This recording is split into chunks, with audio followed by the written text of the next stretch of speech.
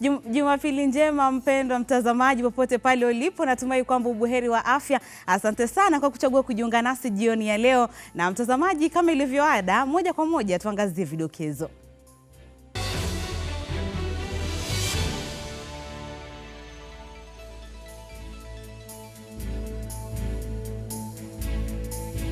Rais Uhuru Kenyatta atangaza orodha ya jopo kazi litakalosimamia sensa ya mwezi Agosti mwaka huu. Naibu wa Rais William Ruto atoa wito kwa wanasiasa kujiepusha na siasa za chuki na badala yake kueneza amani. Na kimataifa, mahakama kuu nchini DR Congo yaidhinisha ushindi wa kiongozi wa upinzani Felix Tshisekedi.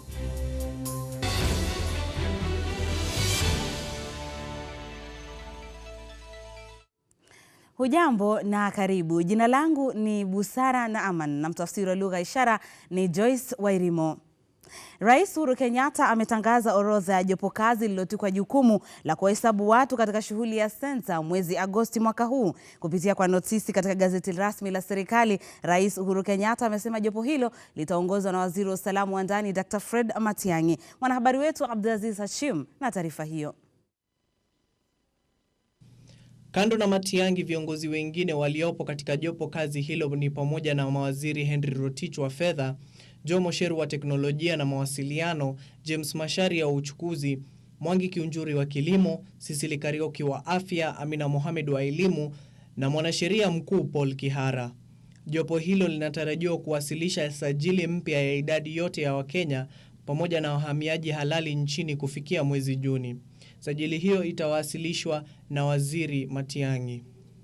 Notisi kwenye gazeti hilo pia inasema kuwa jopo hilo litajukumika kuhakikisha taarifa na data zote zitakazokusanywa zihifadhiwe na kulindwa katika mfumo maalum wa kitaifa unahifadhi data kuhusu idadi ya watu.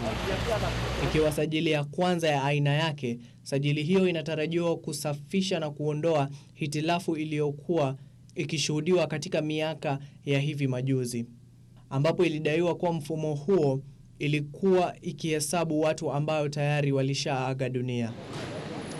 Kwa sasa mashirika kadhaa ya usalama yametakiwa kufanya uchunguzi na kuhakikisha kuwa wahalifu hawatumii stakabadhi za watu waliofariki kutekeleza uhalifu au kuzitumia kwa zingine zilizo kinyume cha sheria.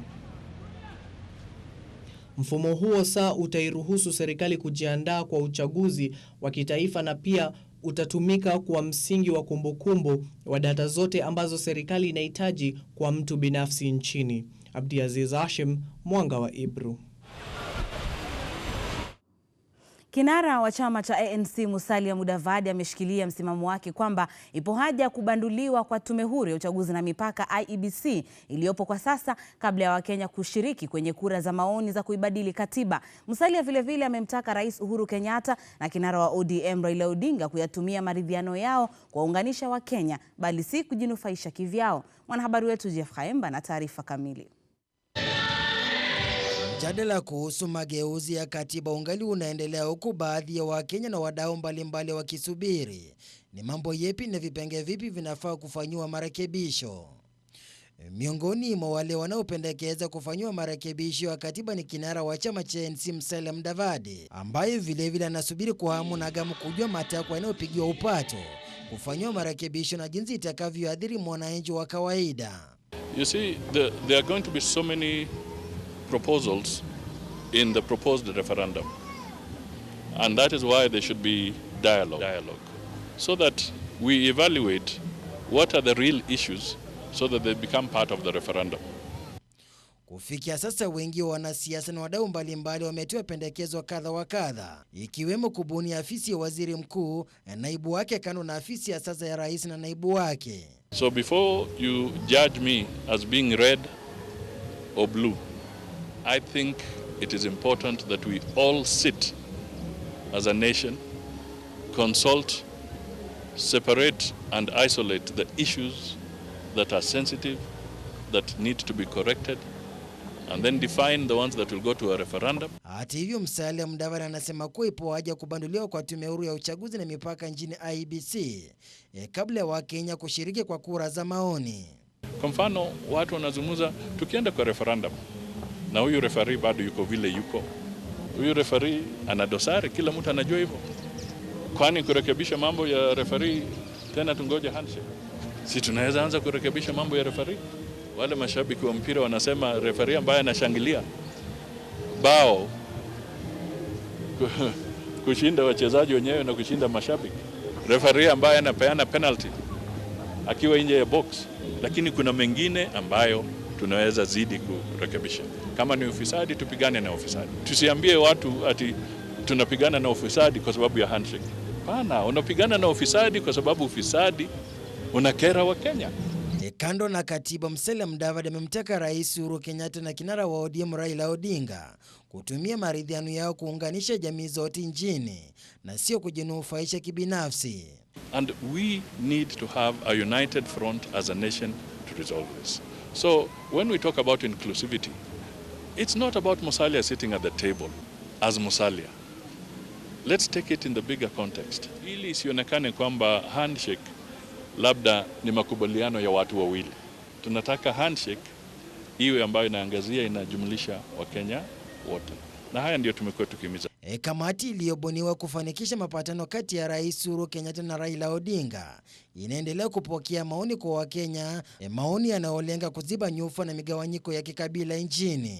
Okay. So I'm saying they've started their job, but perhaps one of their key recommendations should be, can we actually format this dialogue or structure it in a manner that would be more representative and would in a way reflect the kind of open dialogue that was there when people were discussing in the Bomas situation. That was broader participation. Kamati ya wanachama 14 inatazamiwa kukamilisha miji mbalimbali katika kaunti zote 47 kukusanya maoni kutoka kwa umma. Nikiripotia Mwanga wa Ebru, jina langu ni Jeff Khaemba.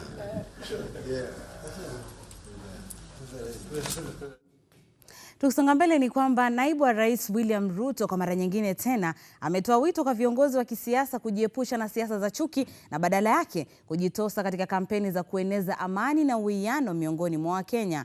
Akizungumza alipohudhuria misa ya kanisa la Africa Inland Church AIC Pipeline eneo la Embakasi Kusini hapa jijini Nairobi, Ruto amesema ili ajenda kuu 4 za serikali kuafikiwa, ipo haja ya viongozi kujihusisha na siasa za maendeleo.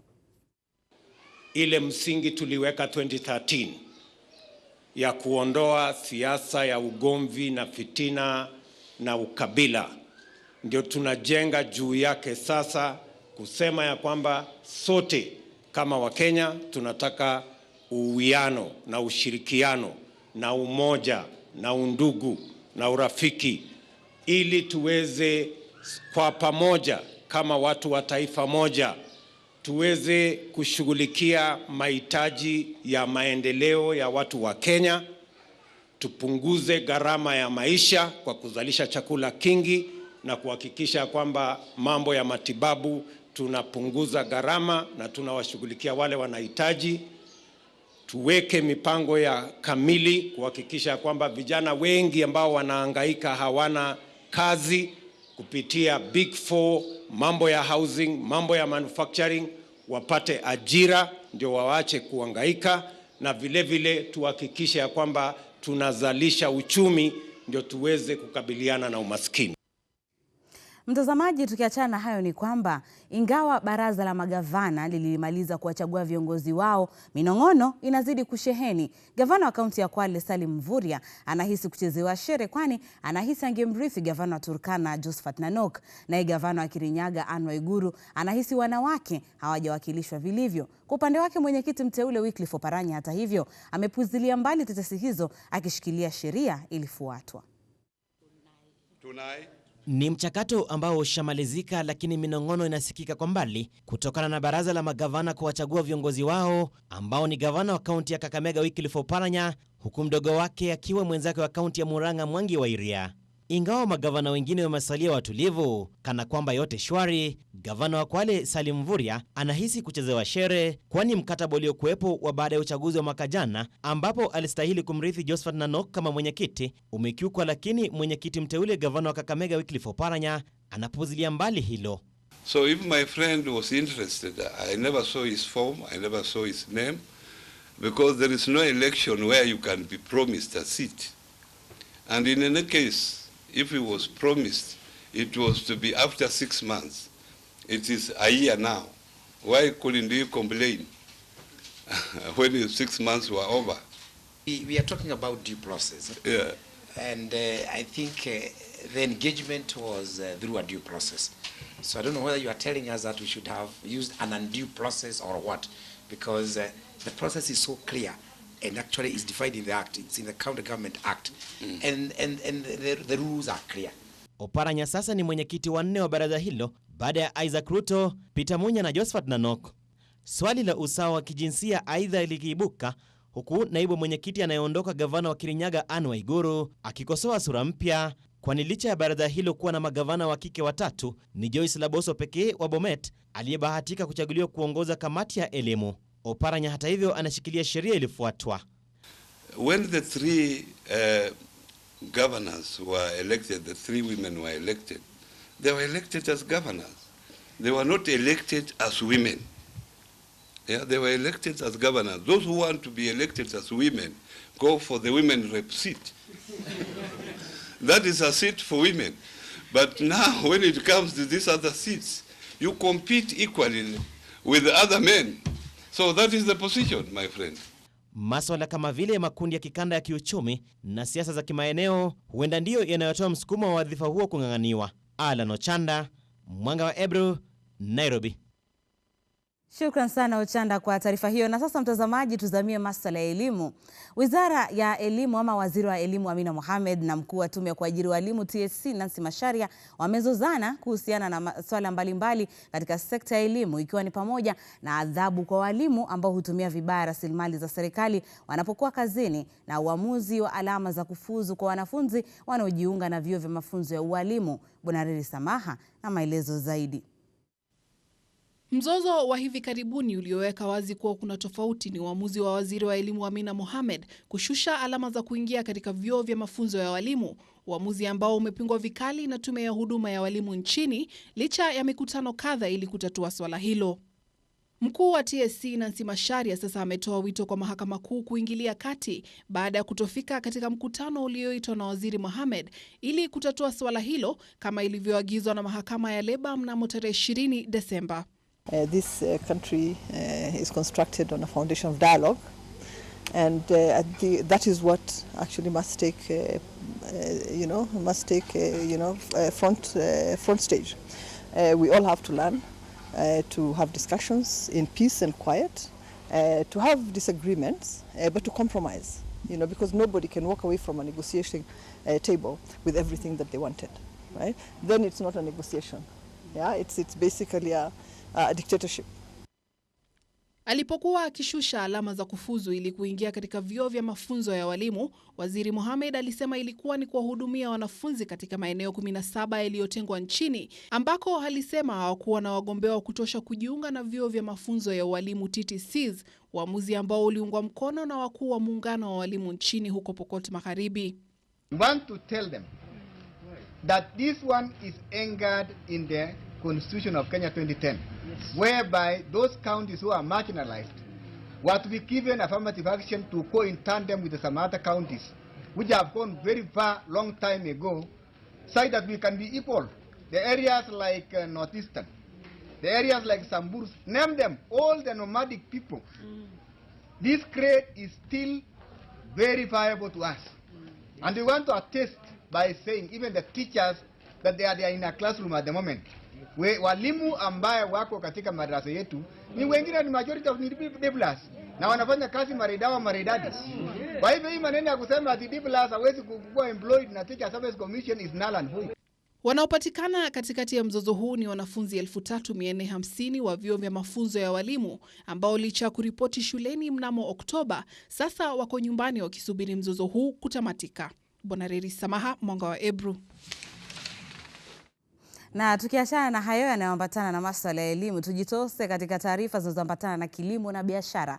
Huku serikali na mashirika mbalimbali ya kilimo yanapojizatiti kuimarisha kilimo cha mahindi, kahawa pamoja na miwa nchini, wakulima wangali wanakumbwa na changamoto sihaba. Hali hiyo imesababisha wakulima wengi sasa kuchangamkia mimea mingine kwa mapato bora. Kutokana na usimamizi mbaya wa kilimo cha mimea maarufu nchini kama vile mahindi, miwa pamoja na kahawa, wakulima katika maeneo husika sasa wamegeukia kilimo cha mimea mingine kama vile viazi, mboga, matunda na hata nafaka. Mara ya kwanza nilipata viazi, nilitoa viazi ya kwanza na ilinisaidia sana. Nikarudia hii sasa, unaona. Na naona itanisaidia. Anyway, mahindi ni mzuri. Ukiwa uko na shamba kubwa utalima, hiyo ni kama umeweka pesa kwa bank, ile fixed account yenye itakuwa inasaa kidogo. So mwisho wa mwaka mahindi hiyo inakutanisha kiwe kitu moja, unafanya naye kitu kingine. So viazi inakusaidia zaidi sababu unaweka mara mbili. Uwepo wa mahitaji ya bidhaa tofauti kutoka shambani unawavutia wakulima wengi kuangazia kilimo hiki kwa wingi. Hata hivyo, masoko ya mataifa jirani vilevile ni fursa kubwa kwa wakulima wa humu nchini. Kwa ekari moja ukitengeneza vizuri, ulime mara mbili, ulime ya kwanza na pili, unasatoa gunia kati ya 120, 180. Lakini kwa saizi weather ya mwaka huu haiko mzuri sana. Kwa eka moja naweza pata 60, 70. Tunapeleka mpaka Tanzania, Tarakea. Huko ndio soko iko kwa wakati huu, tunasikia bei yake si mbaya. So gunia moja tunasikia kule labda karibu 2700, 800 za Kenya mane. Njia za kiasili za kilimo nazo zimeonekana kuwavutia wakulima wengi kutokana na gharama ya chini ya upanzi pamoja na uzalishaji. Hii mchanga imeharibika kwa sababu ya chemicals. Ndio tukaamua twende tutumie manure ndio tuweze kwenda mchanga mchanga iwe na hiyo nutrition yake. Kulingana na mimi mazao yangu, kulingana na vile tulikuwa mweka chemicals na vile tumetumia manure, kuna tofauti kubwa. Hii ya manure iko juu na bei yake iko juu. Lakini ile nyingine haina bei. Alafu pia mchanga pia ina retain mambo yake mzuri. Na watu napenda sana ile mambo ya organic. Watu napenda zaidi kuliko chemicals. Katika jimbo la Busia, wakulima wamo mbioni kuchangamkia kilimo cha muhogo kwa mapato bora. Hii muhogo inatusaidia kwa ugali, na juzi tukapata elimu ya kupata soko, ndio tunajaribu kuuza. Sasa hiyo tu hatukujua huko nyuma kama kuna kazi kama hiyo. Ndio tumegundua sasa, tunataka kuendelea na kulima zaidi. Kitambo tulikuwa tunalima muhogo size kidogo tu, tunachimba, tunaweka kwa nyumba, iwose kidogo ndio tukule ugali, vitu kama hiyo. Sasa saa hii tumegundua kazi mbalimbali ya muhogo. Nilikuwa napanda mahindi na maragwe. Lakini mihogo nilikuja nikagundua mihogo iko na manufaa. Nikaenda kwa watu agriculture wakanipea mbegu na nikapanda. Kwa muda mrefu eneo hili la magharibi mwa Kenya limejulikana kwa upanzi wa mahindi na maharagwe, lakini sasa hali hii ni tofauti kwa kile wakulima wanachokisema kuwa ni usimamizi mbaya wa kilimo hicho. Mbegu iko na pesa mingi sana. Ndio hasa mimi huwa na target mbegu. Hii mbegu ya kwanza kama nitakata, nitawacha tena sprout. Tena nikate mbegu ya pili ndio nitoe mihogo. Ingawaje tutakuwa na effect kidogo, pengine utapata ile imesha overgrow, lakini sasa mbegu iko na pesa mingi kuliko cassava yenyewe. Mashirika kama vile Self Help Africa, Umoja wa Ulaya pamoja na lile shirika la utafiti wa kilimo nchini yamo mbioni kushirikiana na serikali za kaunti kupiga jeki kilimo hiki maeneo haya. Now we know that in Kenya it's like the way we grew up. Even if you are not expecting rain and you are not even sure where the rain is, you are not having enough money, we were brought up in a manner to know that maize has to be grown. But we know we use a lot of money on it and most of the time it is failing. Huku kilimo kikiwa mojawapo ya ajenda na kuu za serikali, idara mbalimbali za kilimo ni vyema kuhamasisha wakulima kuangazia mimea mingine pamoja na lishe bora. Victor Muturi, Mwanga wa Ebru. Na mtazamaji, moja kwa moja tuelekee ughaibuni. Mahakama ya kikatiba nchini DR Congo imeidhinisha ushindi wa mgombea wa urais katika uchaguzi huo Felix Tshisekedi. Katika uamuzi wake, mahakama ilikataa ombi la rufaa iliyowasilishwa na Martin Fayulu ambaye ni mgombea mwingine katika uchaguzi huo uliofanyika Disemba tarehe 30. Tshisekedi Chilombo Felix. Martin Fayulu anayepinga vikali uamuzi huo wa mahakama alihoji kwamba Tshisekedi alikuwa amefanya makubaliano ya kugawana mamlaka na Rais Joseph Kabila. Hata hivyo, ni madai ambayo yamepingwa vikali na upande wa Tshisekedi. Licha ya uamuzi wa mahakama hiyo, Fayulu anashikilia kuwa yeye ndiye mshindi wa uchaguzi huo wa urais, akidai kuwa jamii ya kimataifa haitambui matokeo rasmi ya uchaguzi huo. Muungano wa Afrika AU ulisema kuwa siku ya Ijumaa kulikuwa na wasiwasi mkubwa kuhusu matokeo ya uchaguzi huo. Aidha, mahakama inasema kuwa Fayulu alishindwa kuthibitisha kuwa tume ya uchaguzi ilitangaza matokeo bandia. Mahakama imemtangaza Felix Tshisekedi kuwa rais aliyechaguliwa kwa wingi wa kura. Sasa anatarajiwa kuapishwa katika kipindi cha siku 10 zijazo. Ghasia zimekuwa zikishuhudiwa kila kunapokuwa na mabadiliko ya uongozi katika taifa hilo, lakini thibitisho la matokeo rasmi ya uchaguzi huenda likaonyesha kubadilika kwa uongozi kihalali tangu DR Congo ijipatie uhuru wake kutoka kwa taifa la Ubelgiji mwaka 1960.